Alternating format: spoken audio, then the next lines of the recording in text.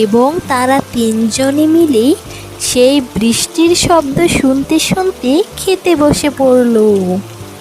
তখন রিয়া তার দাদিকে বলল, দিদা, তুমি এত সুন্দর খিচুড়ি কিভাবে রান্না করো? আমাকেও একটু শিখিয়ে দিও। এত মজা, একবার খেলে মুখে লেগে থাকে। মনে হয় সারাদিন এই খিচুড়ি খাই আমি। ঠিক আছে দিদি ভাই, তোমাকে শিখিয়ে দেব। এখন খাবারটা খেয়ে ওঠো দেখি। দিদা, আমাকে আরেকটু খিচুড়ি দাও তো।